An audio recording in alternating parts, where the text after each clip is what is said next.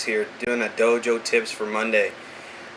Today I wanted to we're still in that phase one, and I still wanted to talk about what you need to do to start getting yourself prepared. This is more of a preparing yourself to teach, because there will be an evolution to what you teach, and I say that because even, like, let's take for example Bruce Lee. Bruce Lee, that's why you get so many people that are kind of like, no, that's not what Bruce Lee did. No, that's not what Bruce Lee did. This is what he did. No, he did this. And it's because he taught one way. Then later on, as he started realizing maybe it wasn't working for him, or just he didn't see the need for it, he would get rid of something and restructure.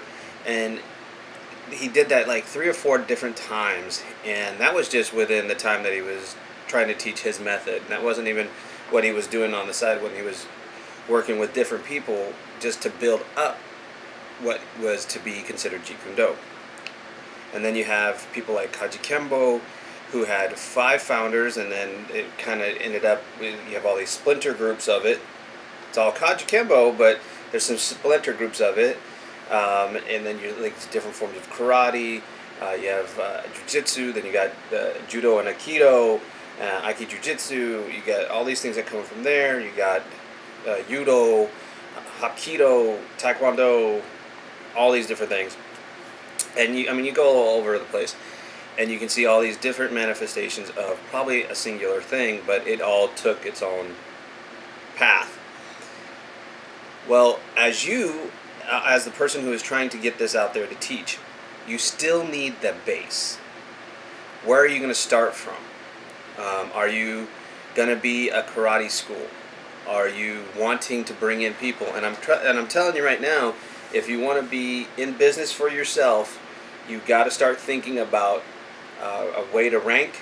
It doesn't matter how. It could be belts, it could be sashes, it can be bracelets, it can be t-shirts, it can be whatever you want, patches, just whatever. And you can find a way to rank these people. Uniform structure, is it just t-shirts and uniform bottoms? Is it a full uniform? Is it polo shirts and athletic pants? Is it just t-shirts and athletic pants like sweats or jogging pants, whatever? Is it, what is it? Do you have this thing? Is it fight shorts? Is it, Muay Thai shorts? Is it just basically, you're following what I'm saying? You got to establish yourself as what you're doing, okay? If you are doing, and I kind of, for people who want to build up a school, like an actual big school, like you want to do this full time for your life, this is what you want, then I suggest that you find a way to get uniforms, a ranking structure, and then you have a full-on curriculum. Okay, you need an actual syllabus of what you're going to do. So you need to take the grading structures that you have, the ranking structures that you have, and start putting together your thing, like how you're grading and ranking. Now, a lot of people are just going to go off of what they were doing. Like if you're an instructor and you're trying to instruct in American Freestyle, there's like different forms of American Freestyle karate. There's like all sorts of types. It depends on where you came from. You might have something that looks more similar to Kempo compared to some that look more like Taekwondo rankings, or based on whatever you're doing. Even Brazilian Jiu-Jitsu has a different ranking than other Jiu-Jitsu systems, and theirs is really great because you have to really be tried and true at what you're doing. So, you want to look at these and go, okay, what am I basing it off of? And if you've got yourself up there, you've got a legitimate way to start making your own art, then I really believe that if you're legitimately there, then you should already have an understanding of what you're going to do rank-wise, what your uniforms are going to be. You already got an idea of what your base curriculum is. If you want to go because you've done multiple arts, and you kind of just don't want to fit into one group, then I still encourage you, do uniforms, do a ranking stretch, and get your syllabus set up. What part of because if you went through multiple arts, you got different basics. So if you have a grappling art and a striking art, you got two different basics that you're going to need. So you're going to start having to put those into your base curriculum. Okay, so start setting that up. Start going over your material that you learned and start saying, okay, this is what I want from my white to yellow or white to orange, depending whatever. I don't know what you want to do. If you don't have yellow belt structures, or if that's just for your kid structures, that's up to you. A lot of people are doing it that way. I'll leave it to you. But set up your structure to where you have a kid program, because kids cannot teach adults. And people say, how is that so? I'm just telling you, no adult is going to allow a 10-year-old kid to teach them how to kick someone's butt.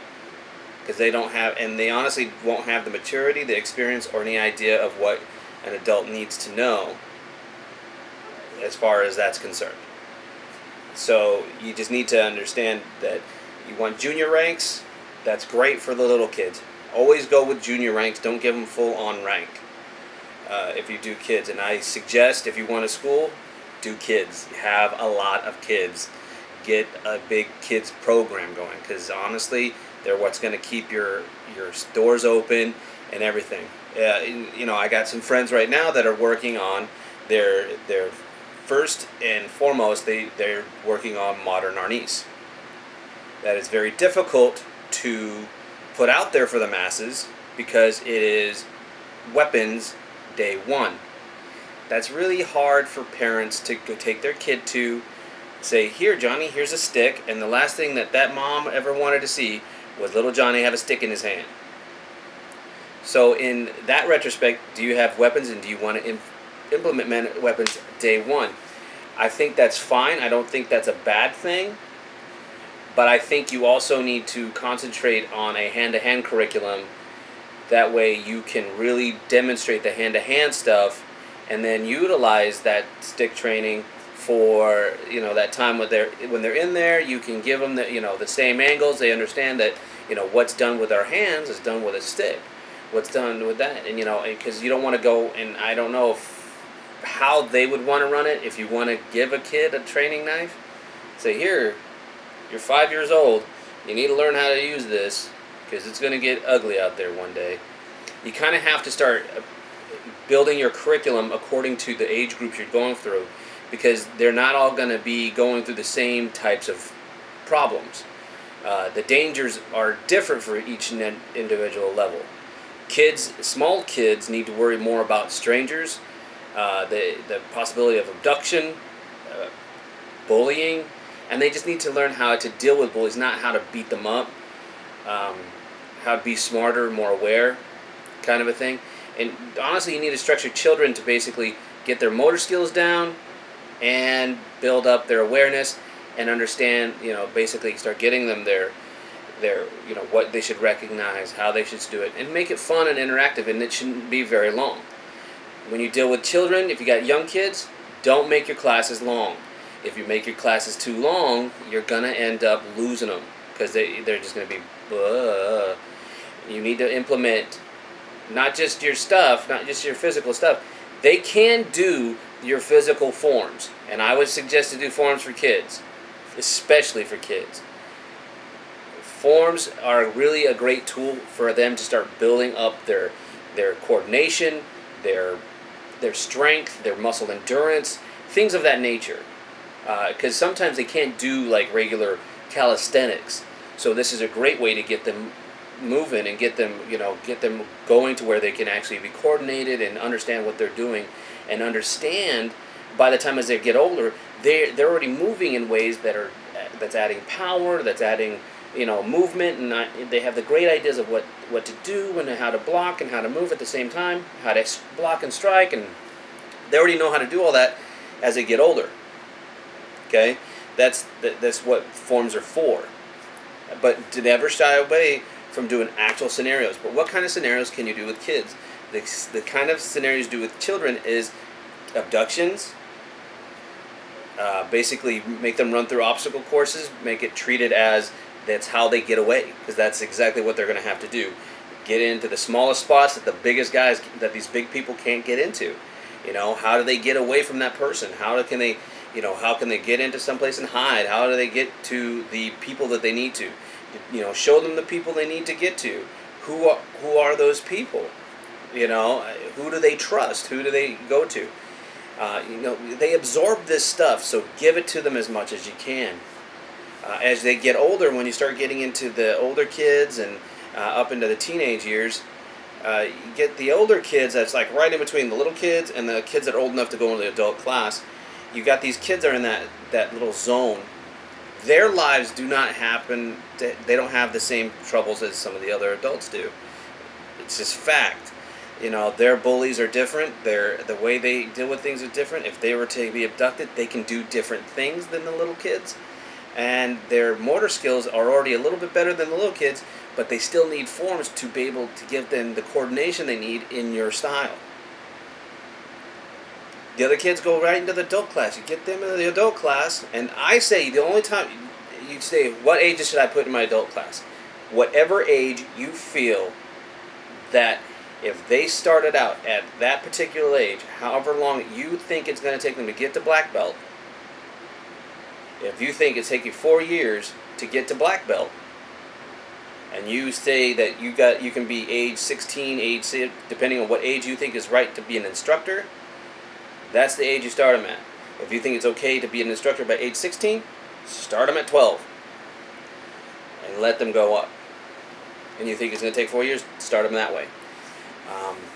But the rest should be junior ranks, and never hesitate to take the kids that are high ranked in your mid class to help you teach the little kids, because they start learning that ability. And also don't hesitate to take the people that you have up here in your higher grades that are in your adult class to start teaching little kids, because it's very difficult. And I don't mean teach them, I mean help you teach.